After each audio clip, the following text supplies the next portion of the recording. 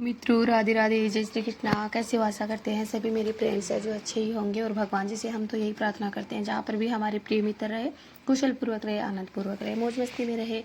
और मेरे प्यारे मित्रों, आज हम बात करते हैं, बहुत ही अच्छी जानकारी लेकर के आए हैं। तो मेरी बहन और भाइयों के लिए, दोनों के लिए ही ये जानकारी बेहद ही सुपर डुपर होने वाली है। और इस कहानी को आप पूरा सुनना और अंत तक सुनना। और मेरी बहनों भाइयों, अंत में इस कहानी का है जो क्या परिणाम निकलता है वो आप समझना और ये कार्य आप जरूर करना। इसको करने से है जो आपकी सभी परेशानियां हैं, जो सभी समस्याएं हैं, सभी दुख तकलीफ़ें हैं, जो इस कहानी को सुनने से है वो दूर हो जाएंगे। और भगवान कृष्ण कहते हैं कि जो भी इस कहानी को, इस कथा को सुनेगा उसकी सभी की मनोकामना पूर्ण होगी। तो मित्रों, भगवान श्री कृष्ण कहते हैं, देवी सत्यभामा है जो भगवान कृष्ण से पूछती है। एक दिन की बात है, सत्यभामा है श्री कृष्ण से पूछने लगी कि रुक्मणी हर रोज़ है तुलसी को है जो जल क्यों चढ़ाती है, हर रोज़ दीपक क्यों जलाती है। तभी श्री कृष्ण ने कहा कि देवी सत्यभामा, बहुत ही अच्छा सवाल पूछा है तुमने। सभी पेड़ पौधे में से है जो तुलसी का सब पौधा है जो सबसे श्रेष्ठ माना गया है, और तुलसी मुझे भी बहुत ही प्रिय है।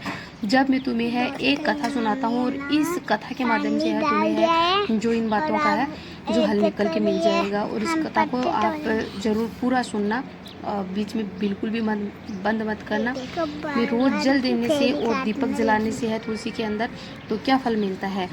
अब तुम इस कथा को है ध्यानपूर्वक सुनो। जो भी इस कथा को सुनता है सभी की सुखों की है जो प्राप्ति होगी और गरीबी दूर हो जाएगी। और एक बार की बात है मेरी बहनों भाइयों कि श्याम नाम का है जो एक वैश्य था जिसके पास सभी सुख था, लेकिन एक चीज़ का सुख नहीं था। वो क्या था? संतान का सुख नहीं था। संतान न होने के कारण वह बहुत ही दुखी थे।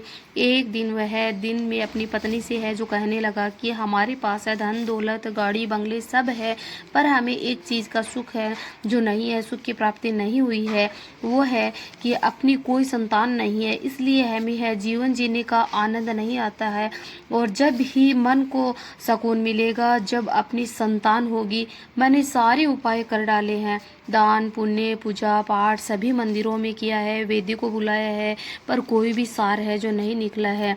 आखिर कारण क्या है?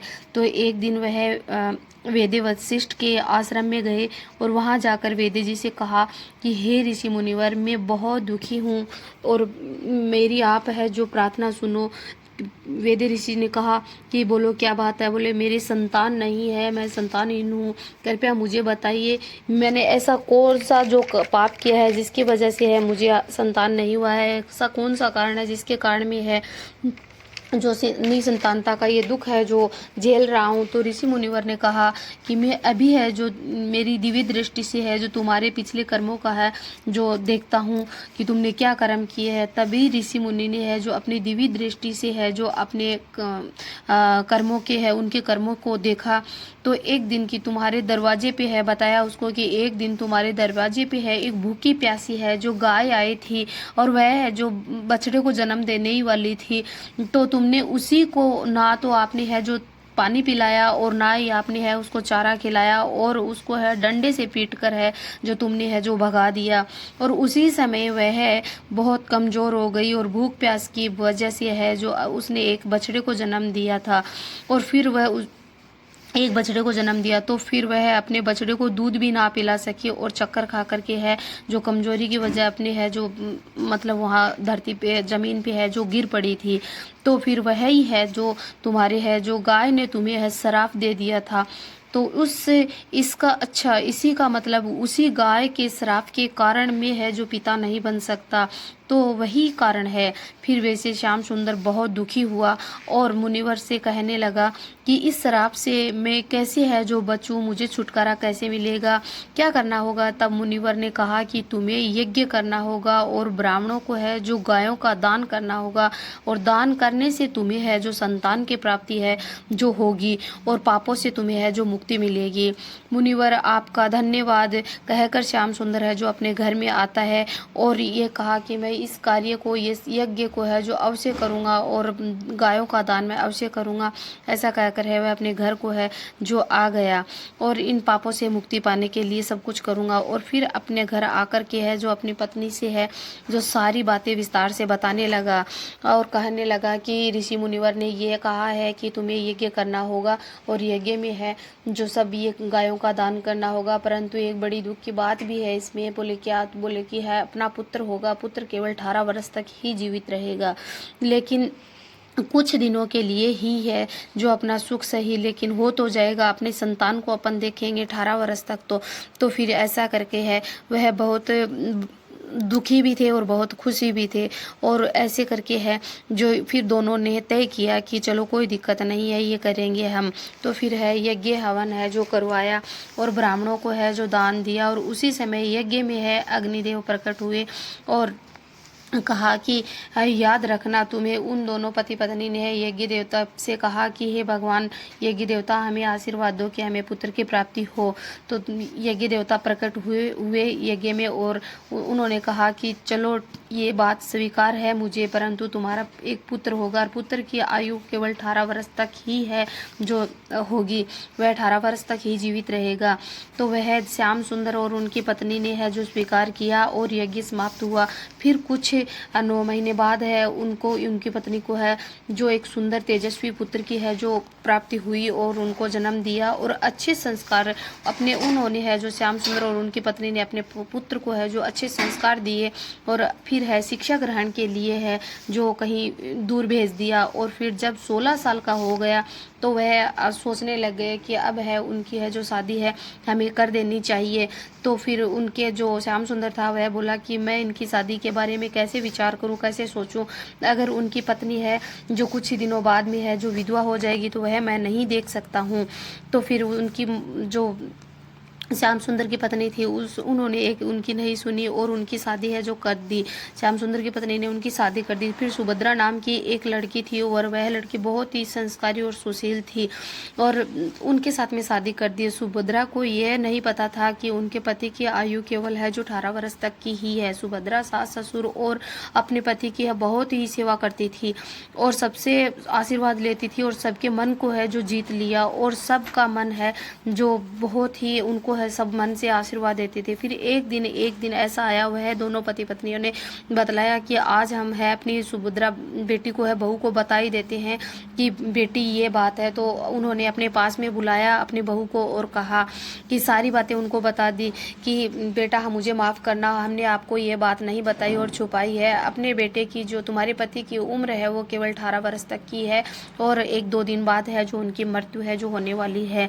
तो फिर उसे बहू ने कहा कि कोई बात नहीं, ये बहुत दुख की बात है, लेकिन आप मुझे है जो अब मैं मेरे पति के प्राणों की रक्षा खुद स्वयं करूंगी।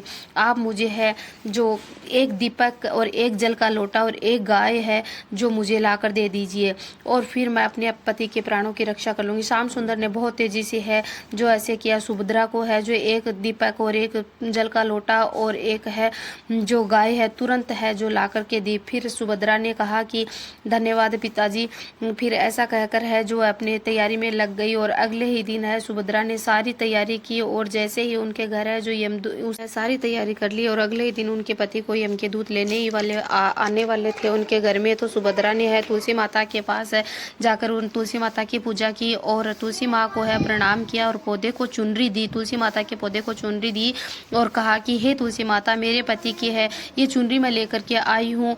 तुलसी माता को प्रणाम किया और कहा कि हे तुलसी माता, मैं ये चुनरी है जो लेकर के आई हूँ और आप मेरे सुहाग की रक्षा करना। तभी यमदूत है जो उनके पति को लेने के लिए आते हैं और तुलसी माता ने है जो उनका रास्ता है जो रोक दिया। तो यम के दूत थे वो चक्कर में पड़ गए कि ये है जो तुलसी के पौधे ने अपना रास्ता क्यों रोक दिया है। तो कहने लगे कि आपने हमारा रास्ता क्यों रोका है।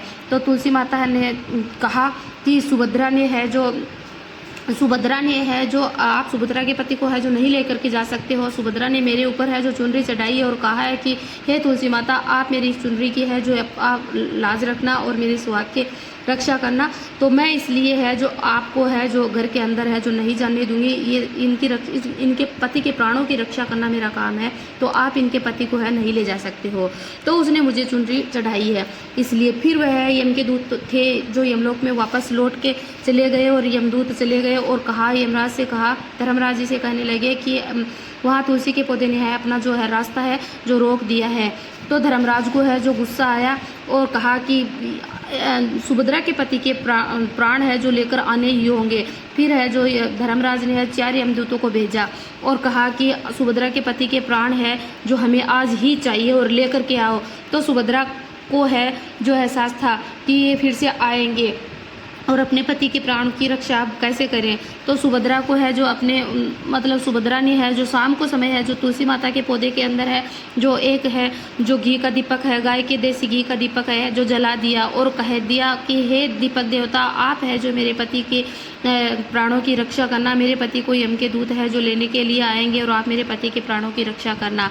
तो वह घी का दीपक जलाया और फिर यम के दूत आए और सुभद्रा के जो पति थे उनको लेने के लिए आए। 4 यमदूत आए और फिर वह जो दीपक देवता थे, तुलसी का पौधा सो गया था लेकिन दीपक देवता थे, तो उसमें से है जैसे ही वो है यमदूत आने लगे तो ये दीपक देव ने है जो कहा, दीपक देव में से दीपक देव प्रकट हो गए और कहा कि आप है जो सुभद्रा के पति को है नहीं ले जा सकते हो। उस सुभद्रा ने है जो मेरे को सौंपा है कि हे दीपक देवता, आप मेरे पति की है जो रक्षा करना, तो मैं आप अंदर नहीं जा सकते और अगर आप अंदर जाओगे तो मैं मेरी अग्नि से है जो तुम्हें है जला दूंगा, तो फिर और आपको वापस जाना ही होगा। तो फिर यमदूत है जो वापस है जो लौट करके चले गए और फिर यमराज के पास गए और फिर यमराज को गुस्सा आया कि आज सुभद्रा के पति के है जो हमें है जो प्राण चाहिए तो चाहिए, तो इसलिए है जो आप है जो 8 लोग जाओ। तो फिर क्या हुआ कि ये सुभद्रा के घर में है यमराज ने है जो अपने दूतों को है फिर से भेजा। तो सुभद्रा ने है जो अपने जो घर के आगे तुलसी मैया थी, तो तुलसी मैया के आगे है जो एक जल का लोटा है जो भर करके है जो रख दिया और जल के लोटे से कहा कि हे जल देवता, आप है जो मेरे पति की है प्राणों की है जो रक्षा करना। और इतना कह करके वह चली जाती है और फिर यम के दूत आते हैं और आगे बढ़ने लग जाते हैं। तो जल में से जल देवता प्रकट होकर के कहा कि आप आगे मत बढ़ो, आप सुभद्रा के पति को लेकर है जो नहीं जा सकते हो। सुभद्रा ने मुझसे कहा है कि हे जल देवता, आप मेरे पति की रक्षा करना, तो आप आगे नहीं बढ़ सकते और सुभद्रा के पति की रक्षा करना हमारा काम है। आज आप उनको नहीं ले जा सकते और अगर आप आगे बढ़े तो मैं है जो आपके जो यमलोक में है अग्नि को है जो जा कर के है जो पूरी अग्नि को है जो मिटा दूंगा, मेरे जल से है जो पूरी अग्नि मिटा दूंगा। तो आपके यमलोक में है नरकलोक में है जो नरक लोग है वो डगमगा जाएगा। फिर आप है जो ऐसा करो कि वापस ही लौट जाओ तो आपके लिए सही होगा। तो फिर वह यम के दूत थे वापस लौट गए और फिर यमराज से धर्मराज से कहने लगी कि ये बात है, सारी बातें बताई। तो धर्मराज को गुस्सा आया। फिर धर्मराज ने है जो 8 यमदूतों को भेजा। 8 यमदूतों को भेजा तो उधर सुभद्रा को है जो ऐसे भनक थी कि वह आएंगे। तो फिर सुभद्रा ने क्या किया कि गाय को है अपने घर के आगे है जो बांध दिया और गाय माता को कह दिया कि हे गौ माता, आप मेरे पति के प्राणों की रक्षा करना, यम के दूत मेरे पति को आज है जो लेने आएंगे। और गाय को है जो आप आगे विनती करके है जो बांध दिया। और फिर यम के दूत है जो 8 लोग आए। तो आए तो पहले जैसे ही आगे बढ़ने लगे तो गाय माता ने कहा कि ठहर जाओ, रुको, आप आगे नहीं जा सकते हो, सुभद्रा के पति के प्राणों की रक्षा करना मेरा काम है, आप आगे नहीं जा सकते हो। पहले अगर आपको जाना है तो पहले मेरे प्राण लेने होंगे आपको और फिर आगे जाना होगा, और तो नहीं तो मैं आपको है जो शराप दे दूंगी। और पता है आपके गौ माता के शराप से आपको है जो कभी है जो मुक्ति नहीं मिलेगी आपको, और शराप कभी भी है जो वापस नहीं होगा। तो वह ऐसा सुनकर के है जो अब वापस है जो नरक लोग यमलोक में है जो पहुंच गए। और फिर धर्मराज को कहा कि ये तो सुभद्रा के पति के प्राण लेने तो बहुत ही कठिन है, तो इसलिए नहीं आ सकते, सारी कहानी है जो बताई। फिर धर्मराज है जो बोले कि कैसे भी करके है जो हमें है जो सुभद्रा के पति के प्राण आज चाहिए। तो फिर धर्मराज खुद है जो यहाँ पे काली भैंस पे है, जो भैंसे पे सवार होकर है जो सुभद्रा के घर आए। और सुभद्रा है जो जैसे ही यमराज को देखा, धर्मराज को देखा, यमराज को देखा, तो देख कर के है यमराज को वह है जो सोचने लगी। और फिर आकर के है बाहर आकर के है जो यमराज के आगे है जो विनती करने लगी हाथ जोड़कर कि हे यमराज देवता, मैं बहुत ही धर्म करती हूँ, बहुत ही दान करती हूँ और बहुत ही संस्कारी स्त्री हूँ, और मैंने कोई भी पाप है जो कभी भी कोई पाप नहीं किया, हमेशा मैंने पुण्य किया है। आप मेरे प्राणों को, मेरे पति के प्राणों को है जो मुझे बख्श दो। आप प्लीज़ मेरे पति को है जो मत लेकर के जाओ, मुझे आप सिर्फ और सिर्फ ये मेरे सभी है जो मैंने जो सभी पुण्य किए हैं उस पुण्य के बदले में आप मुझे है जो ये करो, मेरे साथ में आप ये अन्याय मत करो। तो इतना उस दयालु और सुशील संस्कार स्त्री की बात सुनकर है जो यमराज है खुद है, यमराज का दिल है जो है पिघल गया और वह उनको माफ़ कर देता है और कहा कि हे सुभद्रा बेटी, आप जैसी है जो संस्कारी स्त्री और सुशील संस्कारी और मतलब धर्म दान करने वाली है जो बहुत ही कम है जो स्त्रियां मिलती है, और आपने किया है तो बदले में है जो आपके पति की जान हम है जो बख्श देते हैं आपको। तो मेरी बहनों और भाइयों, जैसे है सुभद्रा बहन ने है जो तुलसी माता के अंदर घी का दीपक जलाया, जल का लोटा दिया और जैसे चुनरी उड़ाई और गौ माता की सेवा की, तो वैसे है मेरी बहनों, सभी मेरी बहनों और भाइयों जो भी इस कहानी को कथा को सुन रहा है तो सभी है जो करना, और सभी जो भी मुसीबत हो, मुसीबत के अंदर खड़ा हो तो उस मुसीबत से है बचने के लिए है आप भी मेरी बहनों भाइयों है जो कर सकते हो ये कार्य। और तुलसी माता के अंदर है आप जल देते हो तो अगर एक सुबह एक लोटा भी जल देते हो तो आपके सभी है जो पापों का है जो नाश हो जाता है और आपको उससे है जो फल मिलेगा। एक बार प्यार से बोलो जय कृष्णा की, जय माँ तुलसी की।